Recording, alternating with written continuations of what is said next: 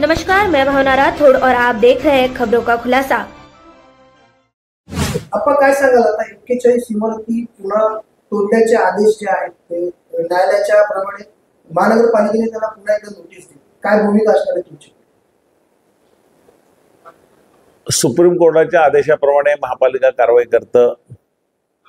ह्या बिल्डिंगचा इतिहास या नासोपारा शहरातील सगळ्यांना माहिती आहे। बिल्डिंग कोणी बांधल्या, केव्हा बांधल्या, सत्ताधारी कोण होते, लोकप्रतिनिधी आमदार कोण होते, हे सगळं इथल्या जनतेला माहिती आहे। मी आता 23 नोव्हेंबरला आमदारकीच्या निवडणुकीचा रिझल्ट लागला आणि त्यानंतर आमदार झालो। मी माझ्या परीने माननीय प्रिन्सिपल सेक्रेटरी युडी यांच्याशी असीम गुप्ता साहेबांशी माझा मुलगा गेले त्यांच्याशी चर्चा केली, ॲडव्होकेट आहे तो, आणि ह्या संदर्भात काय करता येईल ह्या महापालिकेलाही त्यांनी पत्र दिलं आहे। महापालिका त्यासाठी काम करते। बिल्डिंग वाचवण्याचा आमचा हेतू आहे। सुप्रीम कोर्ट आणि हायकोर्ट आणि सुप्रीम कोर्टाचे ह्या संदर्भात आदेश आहेत, त्यामुळे कायद्याच्या चौकटीत राहून जे काय करता येईल ते करण्याचा मी प्रामाणिकपणे प्रयत्न करतोय। आजही सकाळी आमची त्या संदर्भात चर्चा झाली, कसं काय करता येईल, बिल्डिंग कशा प्रकारे वाचवता येईल या सर्व आम्ही प्रयत्न करतोय।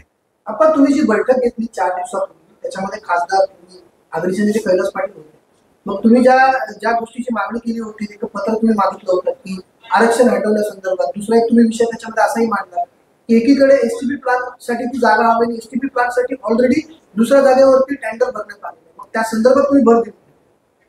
आम्ही त्या बैठकीमध्ये हे जे आपण विषय सांगितले त्या संदर्भात चर्चा केली।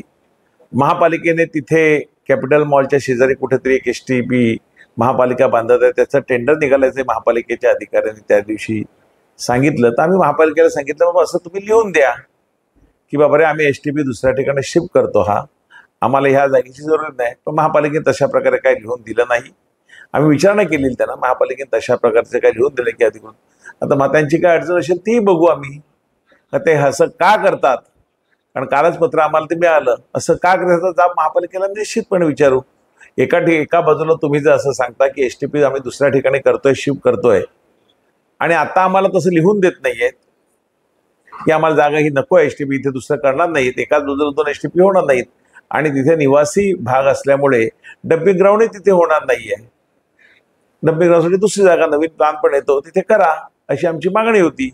तसं कोर्टाला सांगितलं, कोर्टाला माननीय कोर्टाला जर विनंती केली, कोर्ट ऐकेल का आपण प्रयत्न करायला काय हरकत नाही। आम्ही आता दुसऱ्या पद्धतीने सगळ्या प्रकारे प्रयत्न आता करतो आहोत। वकील आमचे त्या संदर्भात प्रयत्न करतात, कैलास पाटील आमचे नेते आहेत, तेही या संदर्भात प्रयत्न करतायत। बघू यश येईल असं आमची वाटतं आम्हाला। पहिल्या अधिवेशनात तुम्ही हा प्रश्न विधानसभेत मांडला, युडीने रिपोर्ट सुद्धा महानगरपालिकेला दिला, परंतु महानगरपालिकेची या सगळ्या गोष्टींमध्ये कुठेच भूमिका दिसत नाही। या उलट महानगरपालिका अगोदरपासूनच गेल्या 3 वर्षापासूनच ह्या इमारती तोडाव्या यासाठीच आग्रही दिसते। महापालिकेचं काय करावं हे आयुक्तांनी ते ठरवतात। आम्ही त्यांच्याकडून माहिती घेऊ नजीकच्या काळामध्ये, आणि येणाऱ्या अधिवेशनातही आहेच। एक लोकप्रतिनिधी म्हणून तिथे मला काय विचारता येईल का, या संदर्भात काय करता येईल का, सगळ्याची मी तपासणी करतोय, आणि जे मला करता येईल माझाही आनंद, मला प्रचंड दुःख होते त्या बिल्डिंग लोक रस्त्यावर येणार, त्याचं त्या गरीब लोकांचा काय दोष। बांधणारा बिल्डर पैसे घेऊन पळून गेला, बांधून गेला, आणि आता टांगती तलवार त्यांच्या डोक्यावर रोज आहे। आणि नालासोपारामध्ये मला वाटतं कितीतरी पर्सेंट, 30%, 40%, 50% अगदी बोललो तरी काय चुकीचं होणार नाही, अशा प्रकारे अवैध निर्माण सगळ्याच ठिकाणी झालेलं आहे।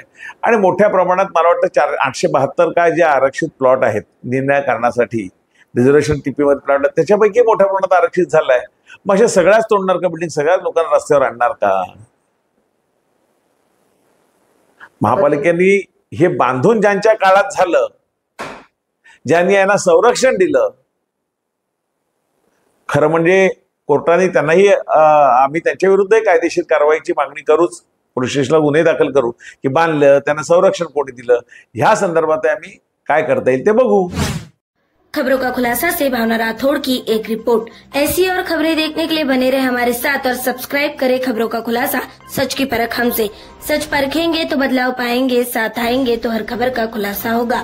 वीडियो पसंद आने पर लाइक, शेयर, कमेंट, सब्सक्राइब जरूर करें।